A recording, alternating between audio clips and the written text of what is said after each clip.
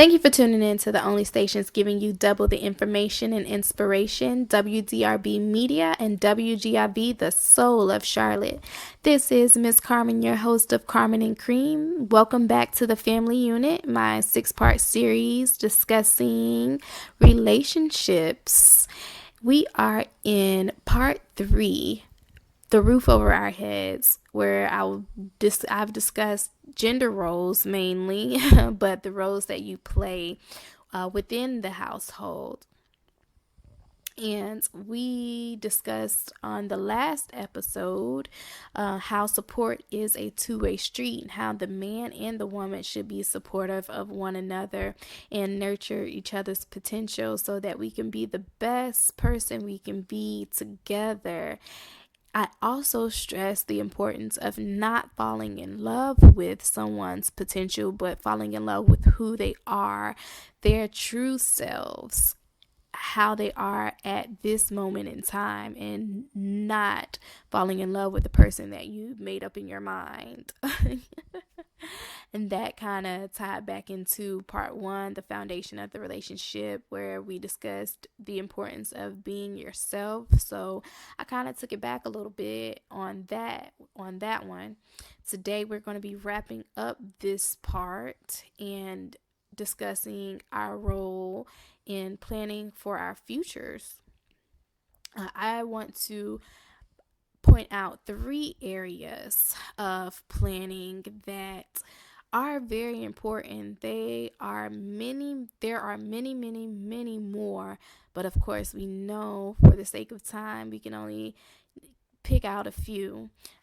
They are financial planning, having life insurance, and taking advantage of the benefits packages that you're offered through your employer, or to seek independent benefits. So with financial planning, that is one of the hardest areas, and you know that in our American lifestyle that finances play a big role in everything that we do, and it can cause a lot of stress, a lot of strife, a lot of grief within the relationship and within ourselves, personally battling with ourselves. So that it's important that we talk about our finances with our partner and plan accordingly. We should talk about our career choices. What are we planning to do? What kind of things are we going to get involved in? And what type of money do they make? Are we in agreement on what we should be doing for money? I hope everyone would, want to do the right things for money. But if you're willing to do illegal activities, then that should be discussed with your partner. That shouldn't be something that's in secret. That shouldn't be something that you're doing in secret. You should give that person a choice as to whether they want to be a part of that, or if they want to live that type of life. But on another note, one way that you can discuss your finances and kind of get help is through your bank. If you have a bank account at a credit union or a national bank, then usually they offer one free financial review per year, and you can definitely call them and ask if they offer that, if they haven't sent you any literature or sent you any emailed invitations to set up an appointment for that. Definitely call them up and see what type of meeting you can set up through your bank to discuss your finances. You can kind of get an overview, look at your finances at a glance and see where your strengths are, see where your weaknesses are, and kind of come up with a strategy to make them better. And of course, they may offer you, a financial advisor and, offer certain financial services. But there should be no obligation with that meeting. It should just be strictly informative, and you make the decision of what you would like to do from there. And the second point, life insurance, that is a huge factor in planning for your future. I was looking at a video, and I'm not sure of this guy's name. I'm still in the process of figuring that out, but my friend, she sent me a video that her husband shared with her, and he was just discussing different ways to accumulate wealth, strategies to accumulate wealth. And one of them was life insurance policies. And no, we're not talking about setting one up and giving somebody the axe. That's definitely not what he was talking about. He was saying to make sure that you have the right type of policy, and that would leave your children with, a little chunk of change, something to jumpstart them. You don't want to leave your children with nothing or leave them with debt. And that's just a strategy of accumulating wealth and keeping wealth going in within the family, is to make sure you have a policy that will cover your expenses, cover your funeral expenses, and have your children, a solid bank account so that they can do whatever they will with it. Hopefully they'll invest, hopefully they'll start a business or something like that with that money, go to school or whatever. But you just don't want to leave them with nothing. And a life insurance policy is definitely a good strategy to give them a boost.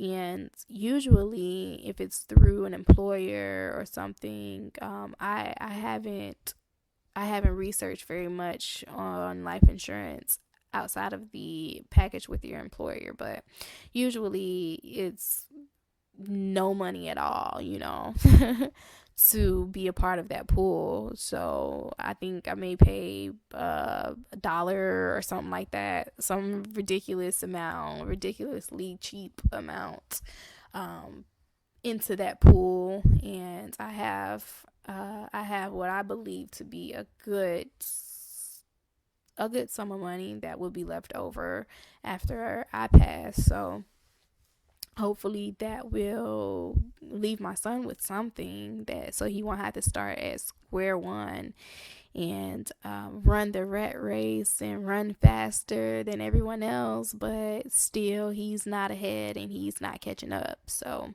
that's just one strategy, one technique.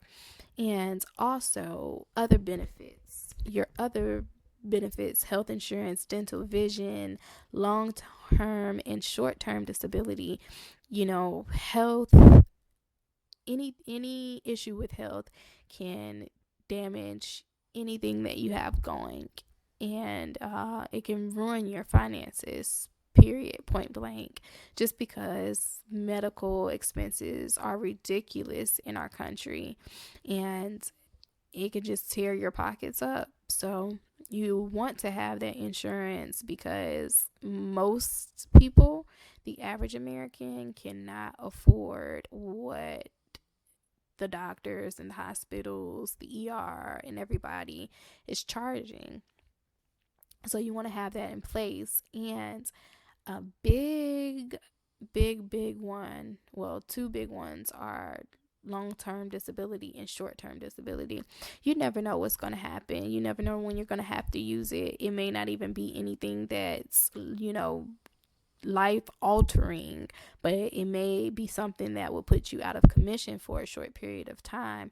I know I experienced that when I went out on maternity leave. I wasn't with my employer for long enough to take advantage of family medical leave of absence, FMLA. I wasn't there long enough, so I wasn't vetted yet. And so I was like, oh my goodness, what am I going to do? I have to be out for a minimum of 6 weeks. I can't go to work. How am I going to make money? Then I was like, oh, praise the Lord. I had enough sense and knowledge and wisdom to opt into short term and long term disability. I only had to use the short term disability because it was 6 weeks, but that gives you 60% of your salary, even though, I feel like it should be your full salary if it's something like maternity leave, where you can't go to work at all. But yeah, it gives you 60%. It is what it is.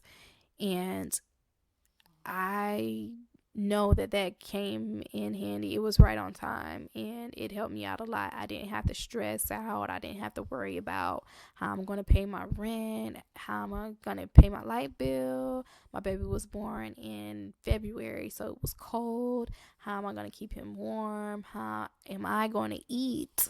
And so that I could produce his milk supply, which, if any moms have been breastfeeding moms, then that's just a stress and a struggle itself when trying to make sure you have enough flow going on, especially with these baby boys because they can eat. But yeah, they just took so much weight off my shoulders having short term disability and having to be out for 6 weeks. I didn't have to worry about anything because I knew that money was coming, the amount of money it was, and what date it was coming. So that was a big stress relief for me. So do not underestimate the importance of short-term or long-term disability. You never know what will happen to you. I know that we stay prayed up. Jesus is a fence. But at the same time, you have to do your part and to make sure that you are being responsible and you are planning for unexpected things in the future. So yeah, we covered financial planning, the importance of having life insurance, the importance of having participating in your benefits package at your job, health insurance, dental vision, long term, short term disability. Those are just some things that are vital in planning for your future. And I know that there are more, and I wish I could discuss them all, but I have a short time with you. But you can go on my Facebook, Carmen WGIV, or Twitter or Instagram. That's at CarmenNCream, CarmenNCream, to continue the discussion. Let your voice be heard. Give your testimony because you never know who needs to hear it and you never know who you'll help. A lot of times with planning for the future, it's not common sense. A lot of times it's things that you've accumulated knowledge on. Somebody's told you something, someone shared their experience. So we want to continue to be a blessing to others and continue to give our points of view and continue to give our knowledge and wisdom to one another. So I definitely encourage you to comment on the TuneIn app as well so that the other listeners can get the tidbits from you, get the knowledge, get the wisdom from you live. You can see the comment stream. So that's pretty cool. It can be an active conversation. Then, of course, I comment back on Facebook and Twitter and Instagram and all of those sites, on my YouTube too. So go on there and continue the discussion and tune in next week. We're going to be discussing my part 4, which is Sparks and Flow. It's going to be fun. It's going to be really fun. It's a little less serious than the roles, the one we just did, the roof over our heads, the gender roles. It's a little less serious than that. It's discussing intimacy on the different levels of the relationship. So that's going to be fun. So I will speak with you guys next week. Thanks once again for tuning in. This is Carmen and Cream on WGIV and WDRB Media.